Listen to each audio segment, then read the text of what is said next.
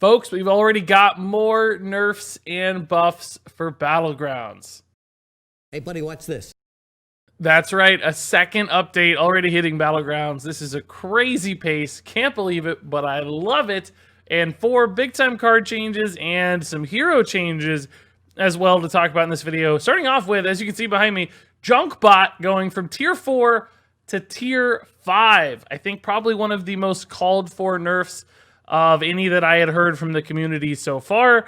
Clearly, mechs are super consistent, very reliable, pretty easy to play into in Battlegrounds, and Junkbot often powers the best versions of those builds. So by taking it out of the Tier 4 spot, which is where all the mechs live, I've been saying that since day one. Mechs live at 4. All the great mechs you care about are Tier 4. Sure, there are some at 5 and 6, but they aren't really worth it. The Tier 4 ones are great. So you can just hang at Tier 4 forever and find all the mechs you ever need towards a game-winning build. By moving Junkbot out to 5, you basically force mechs to do one of 2 things. They have to now triple into a Junkbot, or they have to tier up to 5 to find that Junkbot more consistently, which actually makes their pool considerably weaker because they've got a bunch of random stuff at Tier 5 they don't care about. They can't stay at 4, and they have to invest that gold to get to Tier 5 as well. So this will slow down mechs, reduce their consistency, make them a little bit harder to play for. Now, I'll be honest, I'm not even sure Junkbot's really the problem for mechs. I think it is the most obvious symptom,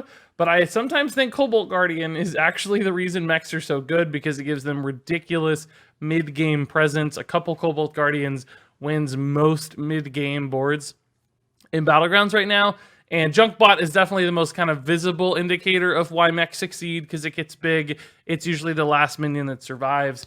But I almost think moving Cobalt Guardians into a different spot, although moving them to 4 would feel pretty bad, would have done more for the mech problem than Junkbot, although this certainly helps and will make Cobalt Guardians feel less impactful as well, because they won't have quite as strong of a follow-up as they currently do, or at the very least not as consistent of a follow-up as they currently do, so it still solves the problem just in a different way, and certainly a way that a lot of us are probably happy about. But ultimately, good change. Mechs, I think, needed a fix, and this will absolutely do that. Will slow them down. Now, I will say, I think mechs will stay good. You don't have to have Junkbots to have good mid-game mechs, but you will need Junkbot for good late-game mechs. If you're going to try to win Battlegrounds matches, you'll need Junkbots eventually. So this will still be a solid minion at Tier 5. People will still want this, and it will still be the centerpiece for mech builds. It'll just change how regularly you're seeing that. So still a good unit, still going to be played,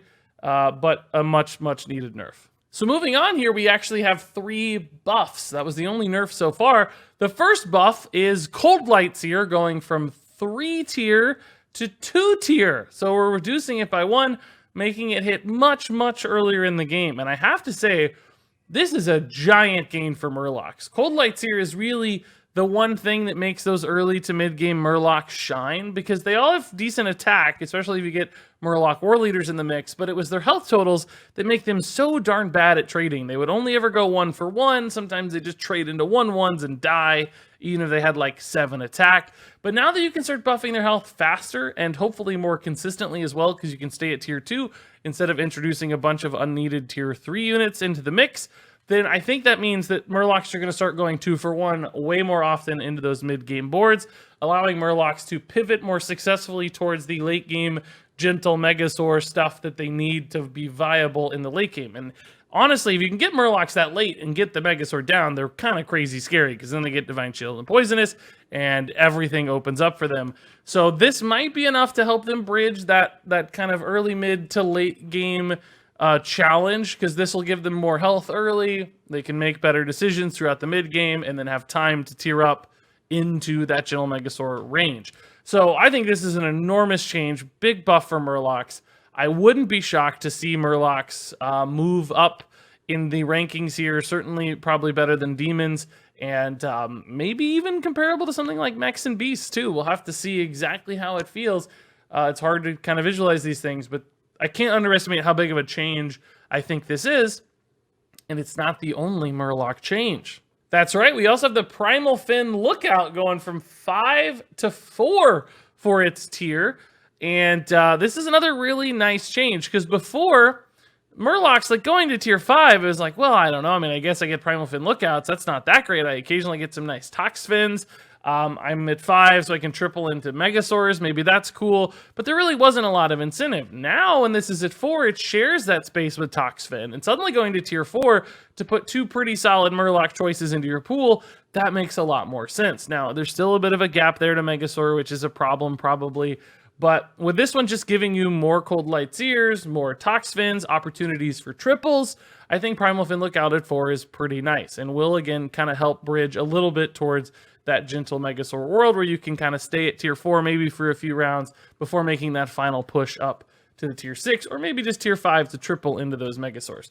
So yes, for a tier 4 unit, this is really good. And in particular, I think some other things you need to keep an eye on here are battle cry synergies. If you get something like a crowd favorite, it can actually go really nicely with Murlocs. There are a surprising number of Murloc battle cries, and crowd favorite with Primal Fin Lookout on 4 is a really good combo. So you get your crowd favorite on 3, your Primal Fins on 4, and sometimes these can be 2 battle cries in 1 because you get like Primal Fins a battle cry into Tox Fins a battle cry or another Coldlight Seers a battle cry, and you start chaining those battle cries for great impact to both your Murlocs, but also possibly a splash crowd favorite as well. So again, I think this is less impactful than Coldlight Seer going a tier cheaper, but still meaningful and will help Murlocs do what they're trying to do, particularly with some of those complementary synergies. So yeah, another good change that might just make Murlocs a surprisingly viable build. And then finally here we have Void Lord going from tier 6 to tier 5. I think this is a really good change. Void Lord felt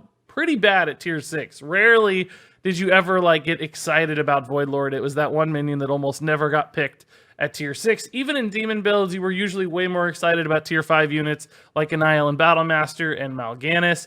So bringing Void Lord down to 5 basically means demons cap out at 5 and they're happy to stay at 5, which is really nice because then they can hit that sweet spot at 5 where they get a lot of things they care about.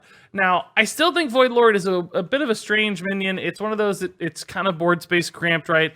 A death rattle that summons 3 guys is not always going to go off successfully. But I do think there are some potentials here for Soul Juggler builds, and I think Soul Juggler's a little bit underrated right now. I've had some success with Soul Juggler in particular, and Void Lord at 5 fits Soul Juggler rather nicely, and in fact better than things like Anile and Battlemaster, because your Battlemasters are usually dying pretty slow, and they only die once. But Void Lord is now 4 demon bodies, which means your Soul Juggler does something like maybe 24 damage if it's a golden Soul Juggler, and that's actually pretty meaningful. That'll chip through some Mama Bears occasionally, hit some Junkbots early. That's pretty nice. And if you build your board correctly, the Void Lord can still work. So I can imagine Void Lord actually getting picked and seeing some significant degree of play at tier 5, whereas at tier 6, it basically never ever got played. Now, I do not think this makes demons amazing. I don't think this changes just how powerful they are, but it gives them a slight edge, a little bit more choice in how they go for their builds, and might just make that Soul Juggler build slightly more viable, all of which are great. It also just feels better. So this is probably, in my mind, the least impactful of the changes, but nonetheless, keep an eye on it. I think it has potential to move demons up a little bit in power rankings. So now let's talk about heroes. We're getting 4 heroes rotated out, and the 4 heroes that we had previously discussed in a past video, these 4 here, are going to be rotating in to take their places. If you want more details on these, check out that previous video I made. But we're losing Maleficent, Mukla, Lich Bazial, and Giant Fin. And based on some words from Mike Dene, it sounds like these were the 2 strongest and 2 weakest of all the heroes in the pool. Presumably buffed Mukla was stronger and Giant Fin weaker, and I think pretty clearly Maleficent was probably the strongest and Lich Bazial the weakest. Now Lich, I mean, clearly in high skilled play can be great, but for most players she's going to be pretty tough to play, and people are going to kill themselves and never realize her potential. So on average, she seems to be the weakest. And Giant Fin probably forces people into Murlocs too much. So again, I think Giant Fin's totally fine if you're very good at the game, but probably for the average player, fairly weak hero. So 2 best, 2 weakest heroes rotating out. I think the idea there was just to keep the outliers pulled in on rotation so that all heroes start to feel closer together. Totally sensible thing. Now, I will say I would actually just prefer they rotate in extra heroes and don't rotate out heroes, because I think it'd be pretty cool to have more than 24 possible heroes. So some games there's just never a Nefarian that gets offered. There's never a Maleficent that gets offered. It sort of still solves. Now that already happens sometimes when people only have 2 hero choices instead of 3. So I guess we're kind of already halfway there, but ultimately I think most people are going to end up with 3 at the end of the day. And I think that would be a cool way to keep each lobby a little bit fresher, because you'll have a greater mix of heroes than you might with only 24 choices, because otherwise people are just going to identify the best ones and often pick the best ones. That said, still happy to see some rotations. This is not my favorite way to do it, but it's a solid way to do it, and ultimately still good and much better than keeping the same heroes all the time.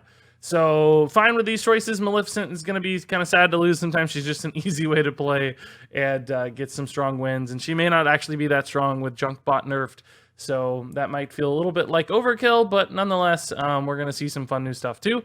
So all in all, sweet change. There are also some MMR changes coming that will make it much easier to climb if you're better than the peers at your MMR rank, but also easier to lose if you're worse than the peers at your MMR rank. So might feel like you're a little bit more fluid on the MMR climb, which is ultimately a good change. That's great in my mind, so people can make gains faster. MMR is probably going to inflate quite a bit, so the numbers you see today won't be meaningful compared to the numbers you see later. Keep that in mind. But all that said, great to see a patch. I think some really cool changes incoming. Going to have major changes to the meta, and things are going to feel really different after this. So good luck out there in the Battlegrounds. As always, share your thoughts on these changes. Thanks much for watching, and until next time, game on.